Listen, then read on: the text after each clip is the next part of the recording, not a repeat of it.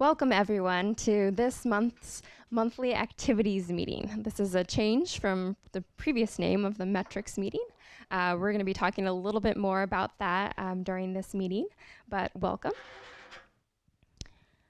We're also going to have a movement update and talk a little bit more about mobile personas and the Wikimedia product principles, our monthly activities meeting, and have time for questions and discussions and WikiLove. So for the movement update, for the hardware donation program at this year's Wikimania, we were able to donate 19 Foundation laptops to volunteer contributors. We also released the transparency report on July 20th that covers all of the takedown requests and requests for user data that we've received from January of this year. We also have a donation from the Bryn Rajicki Foundation. They're giving a gift of $1 million to the Wikimedia Foundation, continued from last year. And we have a new Wikimedia Commons Picture of the Year for 2018 with 2 Brazilian frogs by Renato Augusto Martins. And here is that photo.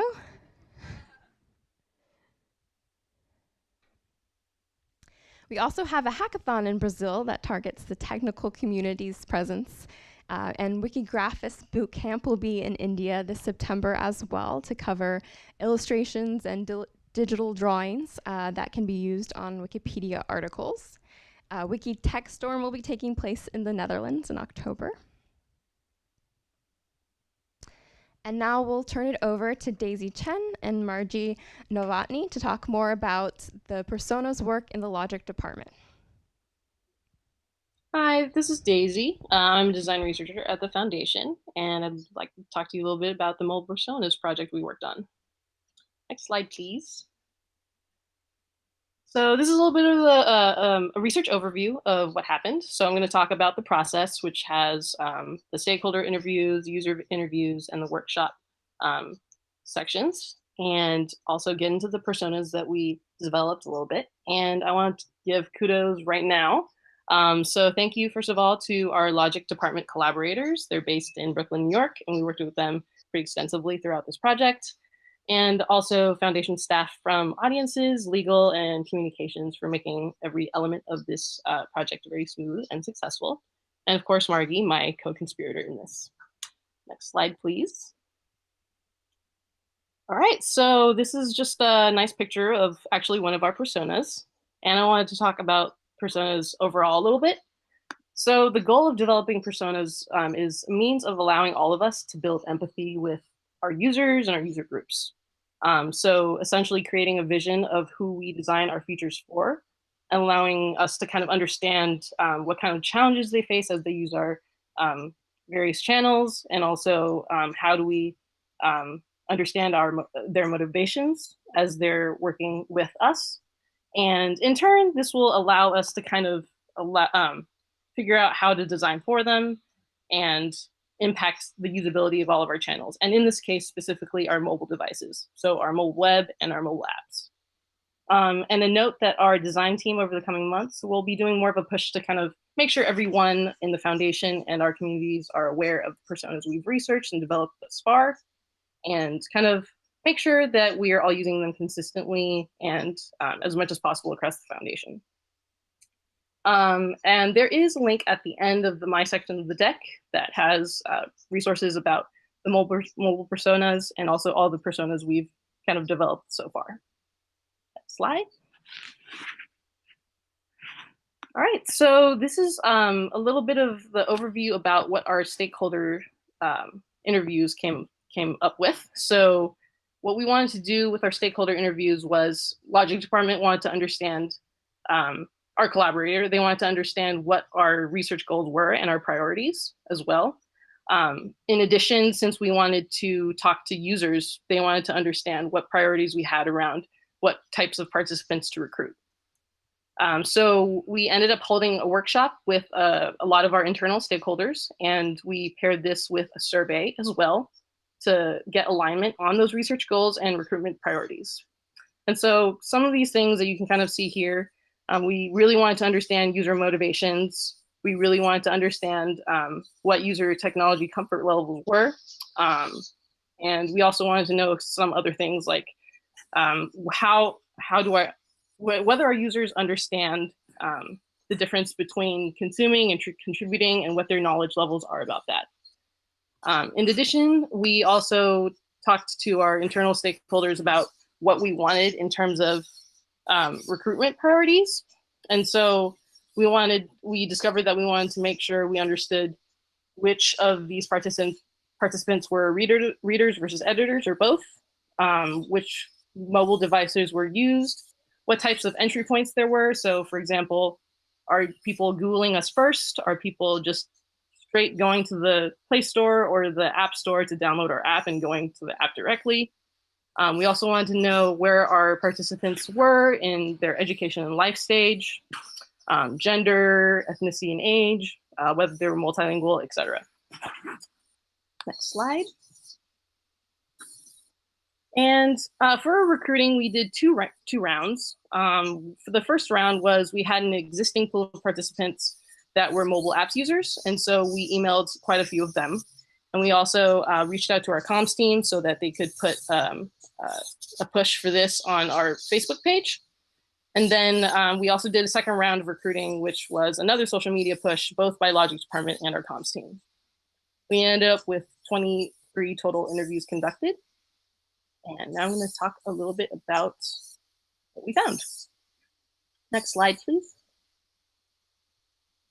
So this is a picture that Sam Raditz from Logic Department took of one of our workshop whiteboards. So Margie and I went to Logic Department and we kind of workshopped with them over the course of 2 days and essentially went through the earlier stages of analysis and synthesis with the findings from the interviews. On the first day, we kind of concentrated on going through all the transcripts of the sessions and writing down on a bunch of Post-it notes, what attitudes and behaviors we saw, goals and motivations, and kind of just like interesting tidbits from the interviews that we collected. We ended up affinity diagramming all of these Post-its, which basically just means grouping them into categories that kind of made sense. And then we ended up,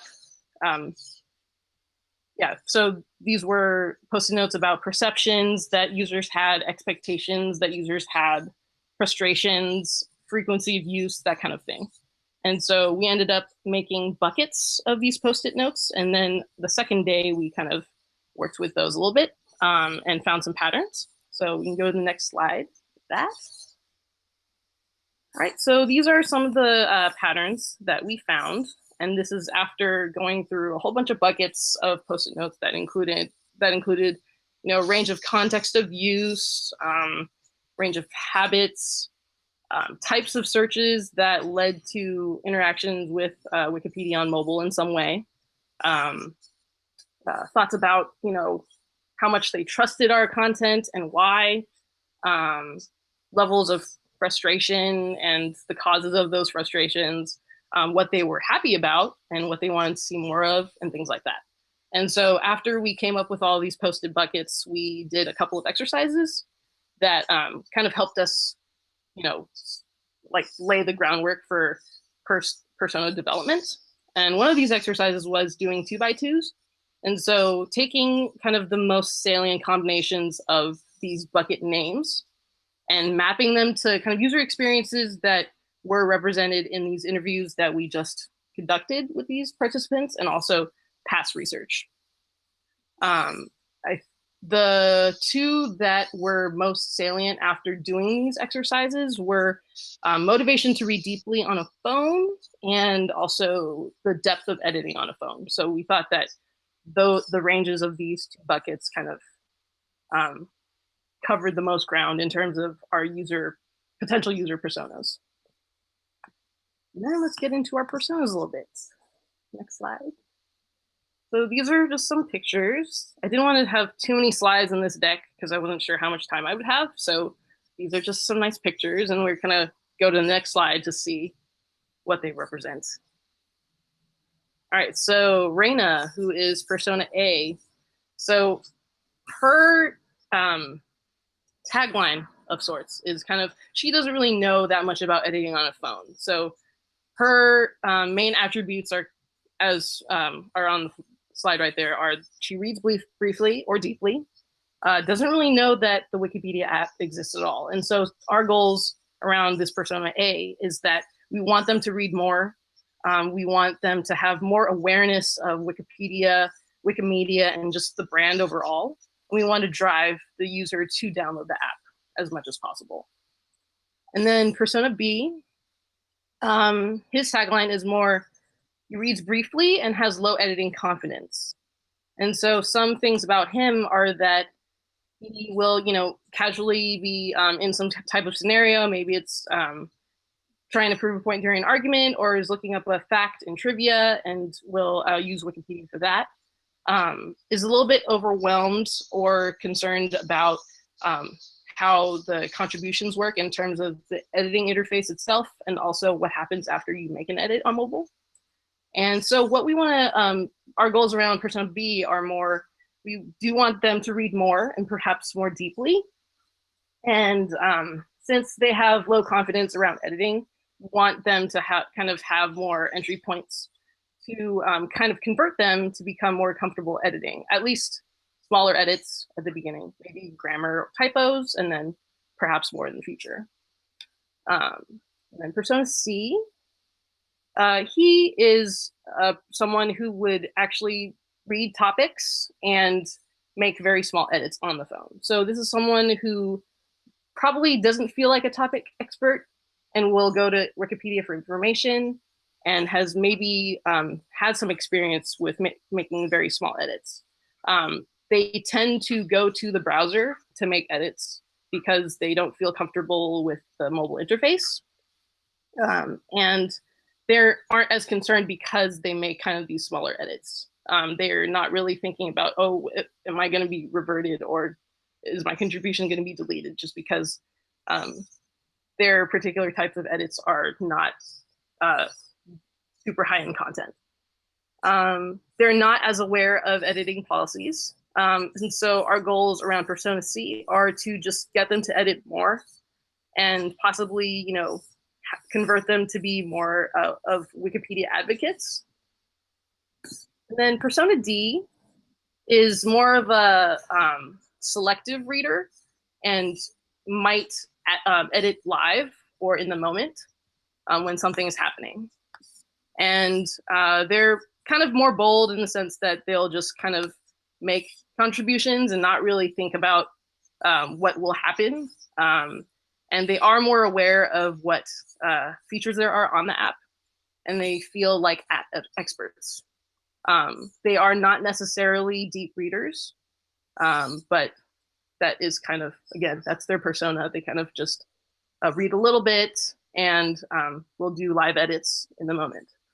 And so what we would want this type of persona to do is to be more like similarly to persona C, we want them to evangelize and be advocates for Wikipedia.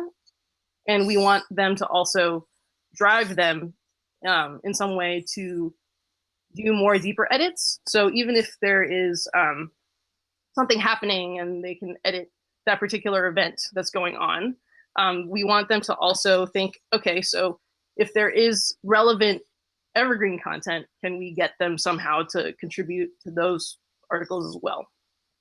And obviously, this is kind of true for everyone, but we want them to be more involved in the Wikipedia community. And persona E is someone who reads deeply and would edit on a phone if it were easier. So this person also has had some experience with editing on a desktop before, and they feel more invested just because they feel more like subject matter experts, and they possibly feel, more passionately about certain topics. And these are this is the type of persona who would actually be able to fill knowledge gaps in various content categories. And so they are more aware as well, since they've had experience editing, that there is kind of an ecosystem behind Wikipedia that, monitors, and they know what flagging is, and they know what, deletions and reversions are, things like that. And so we want them to feel more comfortable editing on a phone. We want them to, not just maybe edit once in a while deeply, but more frequently as well. We also want them to kind of teach what they know about Wikipedia with others. And we also want them to be, in doing so, kind of more of a bridge to other community members. Oh, next slide. And this is, these are two links that are where kind of all of our personas are living. And then the mobile personas link is a full report of what I just went through. So thank you. Thank you, Daisy, for sharing more about the personas. We're now going to have Josh Miner tell us a little bit more about the Wikimedia product principles.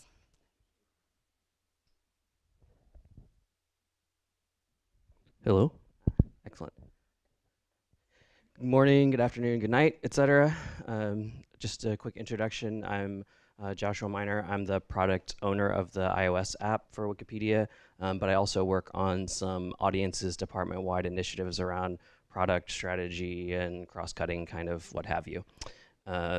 Today, I'm actually here to talk about the Wikimedia product principles, which we generated last year as part of our annual planning process, but also to help us set us up for the 3 to 5 year planning and strategy discussions and moving us in the direction of the movement strategy.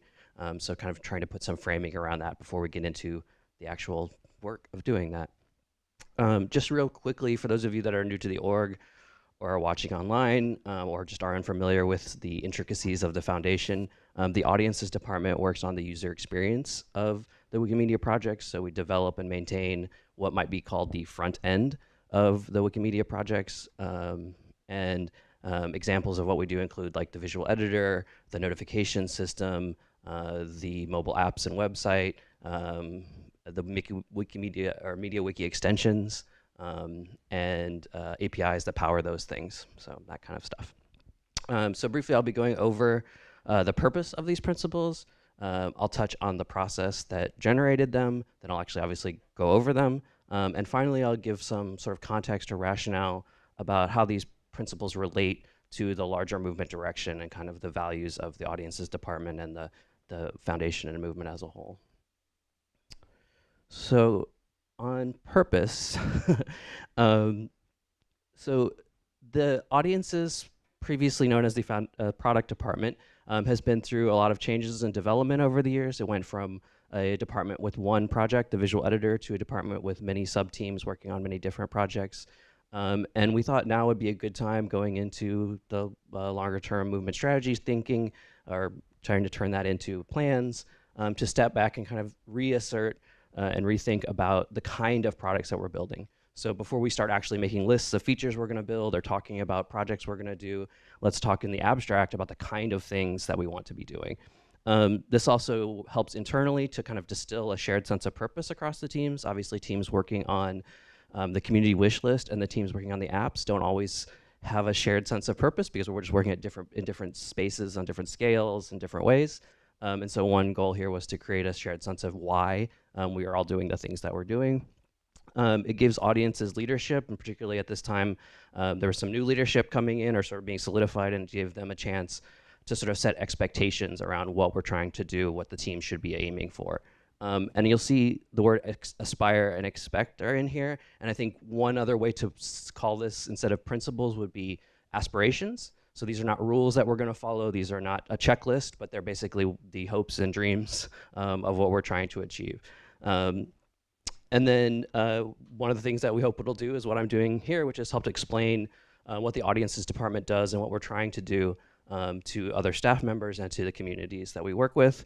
And then finally, I just really want to reiterate, this is not meant to be a strategy and it's not meant to be a new direction. You won't see any plans or commitments to specific feature development.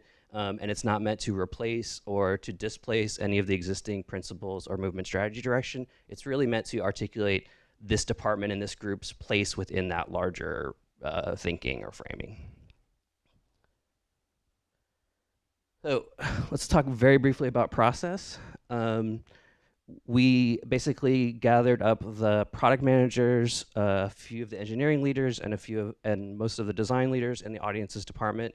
And we went through what is a pretty classic Wikimedian process for those of you who've been around.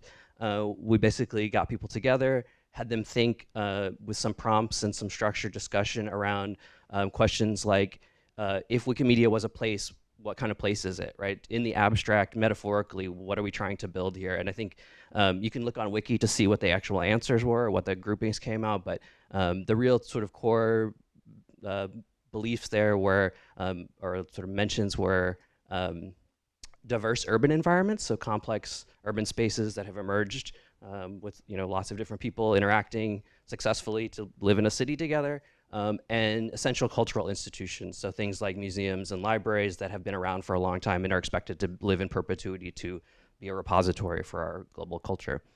The next thing we did was ask those people to put a single word in for what our products must do. So one thing that product managers have to do, and we in the audiences department have to do, is prioritize out of all the many good things that we could be doing in the world, what should we spend our limited resources and time on? And so part of what we were trying to do is force people to think to, if you can only get one, what do you aspire to do? And what came out of this was a lot of verbiage around the word empower. So a lot of the team really wanted to make it clear that what we do is help other people to do what they want to do. But there was also some, as you see in the next one, exploding empower, there was also some concern that empower in particular carries a connotation of a power dynamic or control on our part, right? That it's our job to apportion power or reapportion power, and that's not really our role. It's not what we're seeking to do with our software. So we kind of rethought that a little bit and more put it in terms of enabling or making people capable of the things that they want to do rather than taking power from one group, giving it to the other. And then we worked with Juliet from the comms team, who gets a huge shout out for the final version of this and really had a big hand in making it readable and understandable, hopefully. And helping us also to really frame it clearly in the light of the movement's strategic direction and make sure that we were tying what we were saying to the direction that we were headed as an organization and as a movement. So I'm just going to read them because they're kind of precisely wordsmithed and I don't want to mess up anything. But we came up with 4. So the first one is community-centric. So that means our product should be enabling a welcoming, vibrant community place where people come together to create, share, and discover knowledge through positive collaboration. They should be usable for all, and we believe that the product should be promoting equity through usable, useful, and inclusive tools and services that meet the needs of a diversity of people and machines across user experiences. They should be intentionally transparent. So obviously we're a little bit transparent by default because we work in the open and things are posted on Fab and stuff, but the products themselves should really work to demystify the knowledge creation process, encourage participation, and really do that by giving everyone visibility into how the information on the wikis is created, verified, and improved over time. And then last but certainly not least is extensible and sustainable. So we want to be creating products that create the conditions for people and machines to use, reuse, and build on top of our platform and really extend the free knowledge that we have and support a sustainable future for the Wikimedia platform and movement. So I will talk a little bit briefly, as much as I can, about the sort of the framing of where these come from and how they relate to the movement strategy. So the first one in particular, and many of these in general, kind of rest on this contention, which is Wikimedia is a place and not a database. That doesn't mean databases are not important, that we don't store data. It just means that we really believe that Wikimedia is and must remain a vibrant place on the internet, that a welcoming space is vital to the work of building and maintaining the knowledge on the wikis, and providing readers, in addition, a place to consume and engage with free information is more indispensable than ever.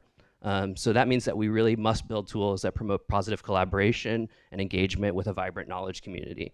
This doesn't mean our information can't be reused or remixed or any of those things, right? But that the core of what we're doing here in terms of the product is keeping a beating heart of the wikis and the sort of the process of knowledge creation and generation alive.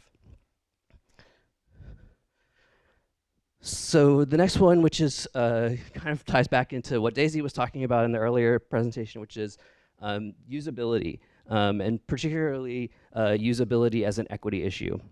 So a lot of these principles, or a couple of them, really rest on this contention, which may be a little controversial, but that free software isn't really free if you can't actually use it. So we really want to make the Wikimedia software as highly usable and useful for people as machines as possible. And we really want to break down the software barriers that prevent equitable participation while giving users the tools to customize their experience. So we stole a motto from Larry Wall, the creator of the Perl programming language, which is make the simple things easy and the hard things possible for as many people as possible. So I want to kind of dive into this just for a couple minutes because, again, it's a little bit dense and also, I said, a little bit provocative, I guess is the word. And what we're trying to do here is really say our commitment is to make open source software usable. And that's not to say that free software values like free licensing and code openness are not important or necessary, but just that they're not sufficient. And in particular, our department aspiration is to look beyond that bar as it exists and that traditional notion of source open and cost free, and claim that we need to do more to make software truly free. And we think this is really necessary as a prerequisite for bringing equity to the knowledge creation, generation, and participation process. I would love to go more into the nerdy political science background of this, but I probably shouldn't. I will just say this is based on an idea called synthetic or real versus formal freedoms. If you're interested, there's a book called Real Freedom for All by someone named Van Pargis. I'm horribly butchering that. If you look on the wiki, you can find a little bit more about this.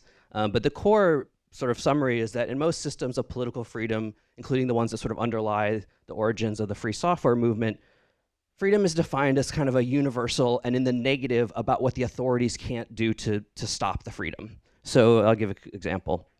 So under this concept, whether you are poor or rich, English speaking, Chinese speaking, whether you're blind or sighted, we don't care. The license is still the same. The cost of the software is still the same. It still costs you $0. It's still freely licensed. But the reality is, and the negative part is, we can't stop you from doing that, right? As the foundation, we can't change the license to make it less free. We can't start charging you money. And we act as the sort of the civil authority in this case. But the reality is, if you are a blind Chinese speaker with a mobile device, you cannot participate fully in Wikimedia right now. You can try, and you can, and some people are very motivated and they make the best of it. But the real issue is that basically you can't actually engage with the software the way that other people can, and you're excluded from it. Sorry, I'm going off the edge of my notes, as you can probably tell. There we go. Thank you. And I think we all kind of feel this, but much free software, as much as the free software movement has done, is very hard to use, right? Usability has not really been the core of free software, but we're in a very privileged position at Wikimedia to have the resources and the people who are motivated and the movement strategy to say this is a real issue. This is something that we can make better. This is something that we can bring more people in by focusing on usability as an aspect of equity. And I just want to leave off with a quote from another book that kind of inspired this thinking, which is called Inventing the Future by Strynek and Williams, which is actually over on the bookshelf over there, which is, they call it the synthetic freedom, but synthetic freedom recognizes that a formal right without the material capacity to exercise that right is worthless. And that's kind of what we're hoping to make a change there and make that material right to exercise that capacity a more real thing for more people. And last but not least, many of these, and especially the last one about the ones about transparency and being a sort of a vital place on the internet, really rest on one of the more striking findings from the movement strategy research that we wanted to grapple with, which is the really vital but poorly understood role that we play in the larger free knowledge and media ecosystems. And we really want to work to make our products not just a source of information, but also a way of increasing knowledge literacy and making sort of understanding of how the content is generated a part of everyone's experience, and kind of break down that wall between a totally naive consumer that knows nothing about Wikimedia and the rest of the movement, where people do know some stuff and are actively working together to push forward the vision. And we really think that we can do this by helping expose people to how the wikis work more clearly and effectively, and again, encouraging people to participate in an appropriate way for their level of skill, the device they have, what the community that they participate in needs. So that covers a lot in a fairly short time. I know it's pretty dense. There's a wiki page, obviously. You can also email me if you have questions. We're going to be hoping to sort of apply these and use these in our 3 to 5 year thinking, so you'll probably see them come up again. But if you have questions in the meantime, or like I said, want to talk about any of these ideas, you know where to find me, or to find the talk page. Thank you. Thank you so much, Josh, for explaining the thinking of the audience's team and your accessible approach to building our new products. I also want to introduce Greg Varnum, who's going to talk a little bit more about this meeting and how it is now the monthly activities meeting. Greg. Thank you. Okay. So first, actually, I realized we forgot to applaud Daisy when Daisy presented, so let's do that real quick. Okay, great. I seem to have lost the clicker, though. Oh, there we go. So back in February, I spoke at the meeting and talked about how we might be doing some changes to the meeting. And as it turns out, that is in fact happening. Probably the most noticeable thing that you've noticed is there's a new name. Now, I, like all of you, am still going to probably call it the metrics meeting. I recognize that's what we've been calling it for a long time. We're all going to fall to that habit. I get it. But newsflash, we haven't actually shown metrics at the meeting in about 4.5 years. So calling it that seemed to be a mismatch to our audience who couldn't figure out. We keep getting asked by new community members, where are the metrics in this metrics meeting? And we had to explain, oh, we've moved them online, which is great, because now you don't have to wait a month to get them. You can get them anytime you want. And then they would logically say, well, then why do you still call it the metrics meeting? And I had to say, I don't know. So we've renamed it. So the name has a few different things that we're trying to convey with it. One, that we're not doing metrics anymore, that those happen online, as they have for about 5 years. The second is that it's not just about the foundation. So a long time ago when this was named, it really was just about the foundation. It was an internal meeting. It was meant to convey to staff, and then we realized the community might be interested in that information and those metrics, so we made them public. And then the community said, well, we have things we would like to share, so we started to invite them to it. And over the course of the years, it's really no longer a foundation metrics meeting anymore. So with that, we decided with this new name, we really wanted to put more of a focus on community presentations. And that's really what a lot of the shift that we're doing over this month and over the last several months has been. That a lot of the feedback we got is that most of the elements people liked. They liked the presentation. They actually like that there's a large number of staff presentations, so we want to continue that. But they definitely wanted more community presentations, and we want that too. We spent a little bit of time experimenting with some ways. We spent a couple of months reaching out to community members. Sam and I have fond memories of these experimentations over the last several months. And what we've concluded is we need your help. We want the community to present. We've heard from you that you would like to present, so we want to make that as easy for you as possible, and we need your help in doing that. So we've put up a new MetaWiki page. It looks somewhat similar to the old one, but has a bit of a facelift. It has quite a bit of the same content. But one thing you'll notice is a link to sign up to present, and there's also a button. And we've set up a page that's a little bit easier for people to sign up if you would like to give a presentation.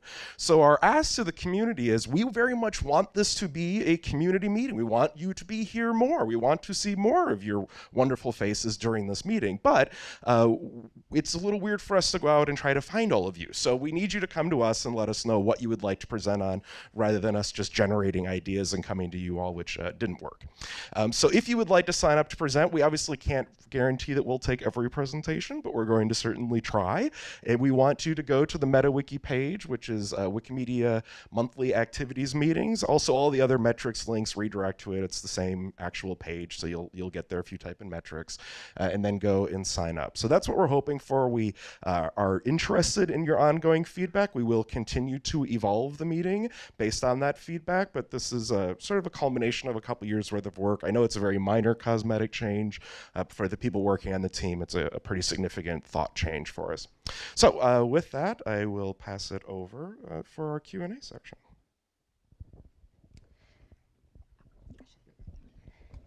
Thank you, Greg. I loved hearing more from the community in more recent meetings, and thank you to the comms team for all the work you've done on redesigning these meetings. Now we want to open it up for all of you to ask questions, as we have some times for questions and discussions. And I also realized I forgot to introduce myself at the beginning of this meeting. My name is Elena Goli. I'm the Benefits Administrator on the Talent and Culture team.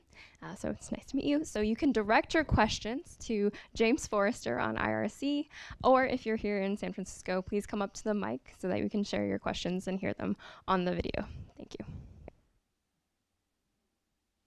I have 2 questions from IRC apparently. Greg was G-chatting me and I have 2 questions. So is it okay if we start with those?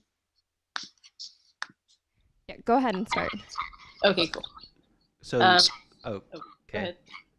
Are you going to read them, James? Do you want me to read the questions out, or do you want to read them out yourself?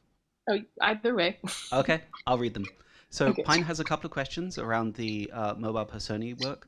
So the first is, I'd like to understand more about the context and goals for the personae work. Was the goal to improve the user experience and or deepen engagement for users with mobile devices? And the second question was, could you describe what types of users you were seeking for interviews, why you chose those types of users, and how you use the information from the interviews to design the personae? All right. Thanks, James and Pine. So Margie is also going to be answering questions with me. So I'm just going to answer them real quick and then see if Margie has, I'll pass it over to Margie as well. So first question was, I'd like to understand more about the context and goals for this personas work. Was the goal to improve user experience and or deepen engagement for users with mobile devices? So the short answer is, I hope that inherently interviewing participants about their experience will deepen their engagement. And in terms of improving user experience, I would say that personas work is more of a under the generative umbrella of design research. So it kind of seeks to understand the current experience of users. And by doing so, it will then inform either product direction or how we iterate on the products we're already working on, or features products. So I would say personas are kind of an intermediary step to then inform our further research, which may be more usability focused specifically.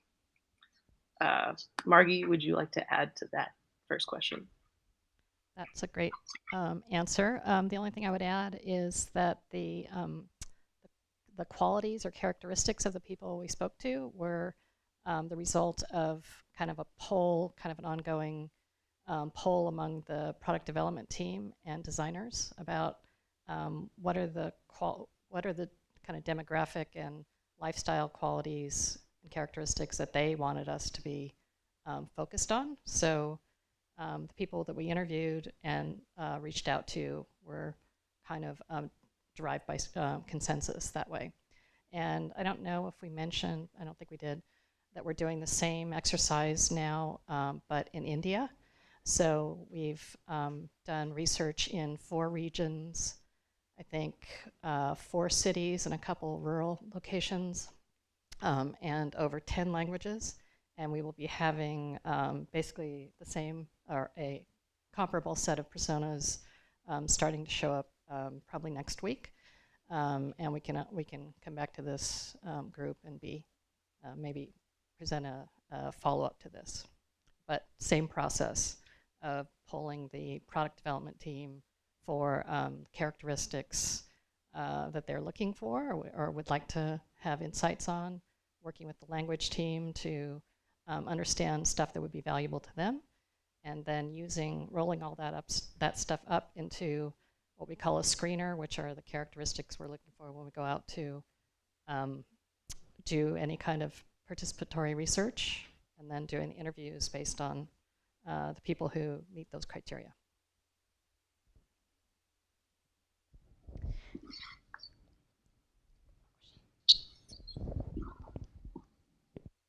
Daisy, did you want to talk about the other question as well, or are you done? Sorry. Oh, sure. I can add a little bit. Margie touched on the second question a little bit already, but I can add a little bit about the types of users. So as Margie said, we are also currently doing this essentially same personas project in India, but this first round, we were kind of pressed for time and also budget. So we wanted to, and in the sense of looking at metrics, it was also kind of statistically okay for us to start with the North American demographic, which is what this project focused on. In terms of the specifics of recruitment, we wanted to kind of have an equal spread as much as possible of readers and editors, kind of a wide range of mobile devices, iOS, Android, and also users who primarily were using mobile web. We also wanted to get a mix of, gender and age, and life stage is kind of related to age, but we just wanted to have as much of a range as possible in our participants. And so I think we did that as well as possible, given our response rate. So again, readers, editors, mobile devices, entry points, life stage, gender, number of languages spoken, internet access, things like that. We tried to cover as much as possible. Brilliant. Thank you both. We also have a question at the mic.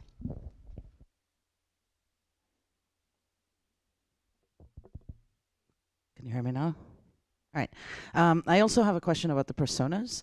I'm not sure that I may misremember, so sorry if I am. But when you introduced the personas, there was it struck me that there might be like an assumption going on, and I wanted to verify if that's the case. There was kind of like this presentation of, there's a person that really knows how to, like reads a lot, but doesn't really edit, doesn't know, so we want to push them towards the, mobile app. And I think that's an assumption a little bit, and I'm trying to understand, we have mobile in general, like solutions. One of them is the apps, and another one is the mobile web. And it seems like, both of these are awesome, but might answer different needs. And my answer is that when you're looking into these things, are you treating both of those, or are we trying to push people towards the app itself specifically? No, we're definitely looking at both of those. So we were looking at all mobile entry points.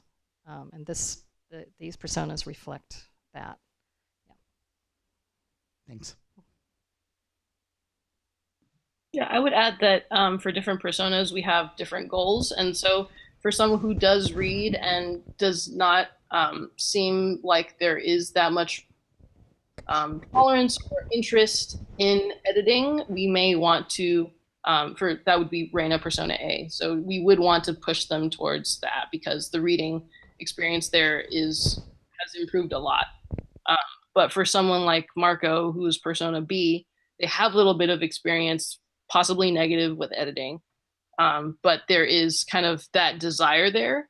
And so we have different goals for that. We wouldn't want to push him towards apps just off top. We would want to make sure that, for example, our new contributors project / team is working on understanding the experience for mobile web editing using visual editor on mobile web. And so that's something that would be relevant for Marco in theory. So.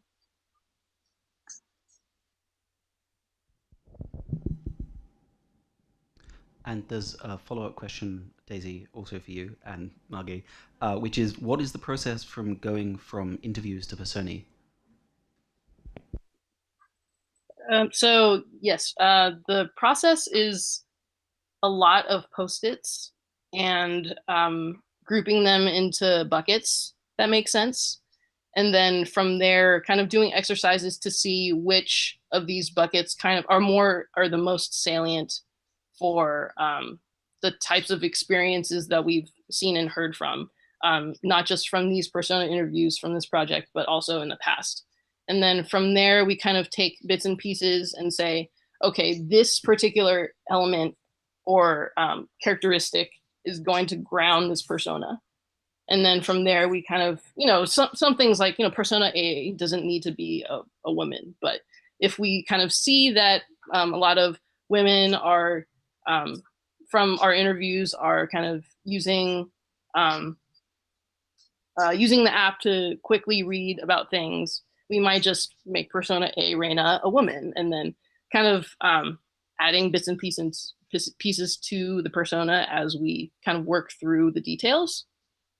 So it's a bit of it's kind of a going deep into all the details when we're reading through all the interview transcripts, and then kind of pulling back a little bit and then jumping back in. It's kind of a a micro and then macro and then micro a little bit process, if that makes sense. Thank you. Margie, help. I would just add that we have a very detailed documentation of the process on Wiki. So if you go to where the personas live, which were linked from the presentation, there's a great document that goes through every step of the process. So and it was a great process, and it's one that I think we can follow repeatedly, because it's seemed to work really well, and I think we got great results from it. One more question from IRC. Any questions here in the room?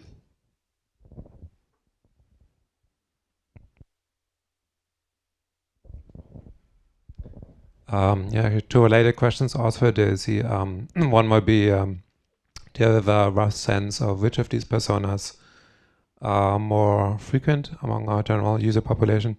Is it like persona I is the more general reader, right? And persona E is very invested editor, and there's a general sense that these are more rare, I guess, and which doesn't mean we need to get them less attention, but do we have a rough sense on this? And relatedly, if you make statements like persona X prefers the app or the web, do you feel that 23 people is a large enough sample to make this kind of statement with statistical significance?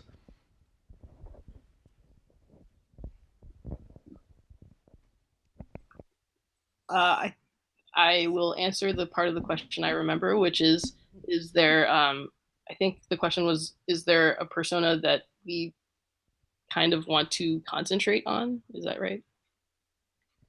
Or No, it's more if you have a general sense of how frequent each persona is among our general user population. Distribution, yeah. I'm not sure that I would say, 23 among all of our mobile users. It's not necessarily. We definitely wanted to talk to as many different types of mobile users as possible, but I don't know if we can extrapolate, statistically, just based on the 23 people that we talked to. Margie, your thoughts? Yes, we definitely can extrapolate statistically. The way this kind of research works is you have a relatively small sample, but by talking to a bunch of people, you do see patterns, and like even with as few as 8 people, you see strong patterns. And so what the personas reflect are the sets of patterns that we observed. So no one persona is representative of some specific constituency. It's more that personas are they're like code for grouping a bunch of characteristics together. So the goal is not to be making any kind of claims about the percentage of these users that exist in our ecosystem. It's more about understanding a spectrum of users. And one of the things you'll see if you go back into the site to look at the process is the recommendation that we kind of focus on Marcos, who I think is persona B, as it's typical that you use one persona as a primary persona and others as secondary personas. So if you focus on solving the problems for one main one, often you solve many of the problems for others, and then you use the more extreme outliers as checks on your assumptions when you're trying to solve problems for the main persona. Does that make sense?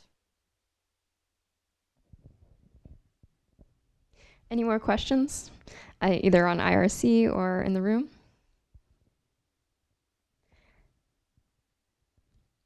Give it a couple more seconds before we move on.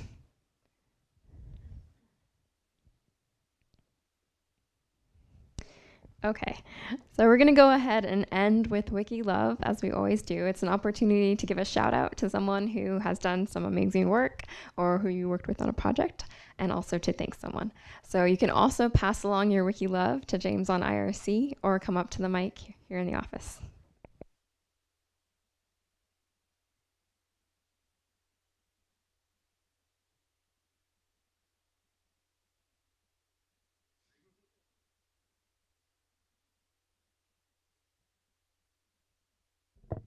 All right, is this on?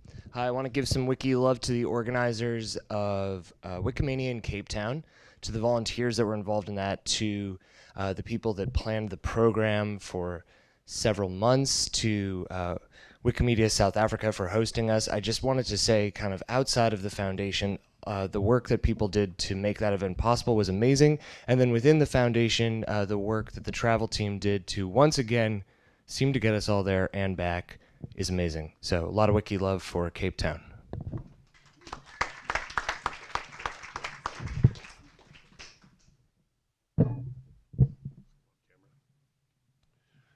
So I'd like to give some wiki love to the people across the organization who support maps. Some of you who are reading the internet today might notice that there's been a big incident of unpleasant maps vandalism that affected us about 3 weeks ago, and actually the team on a Sunday detected it and reverted it before really anyone can notice. So good job, y'all.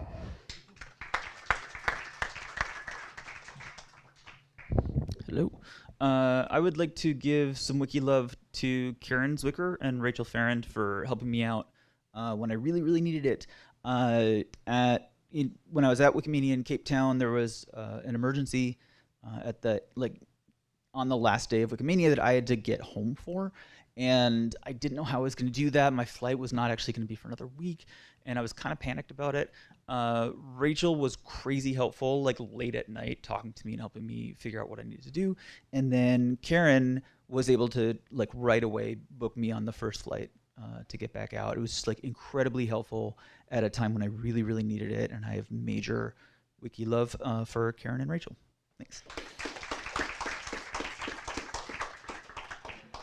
I also wanted to give props and wiki love to the travel department, and also Jasmine and Max Binder for helping me to plan 3 offsites simultaneously, which are coming together great, and I couldn't have done it without all of their help.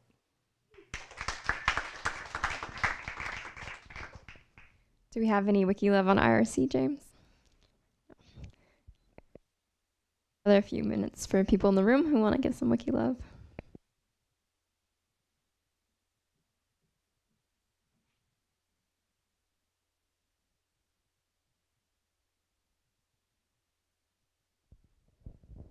Well, thank you all for attending the first monthly activities meeting, for your presence here and your discussions, and we will see you next month.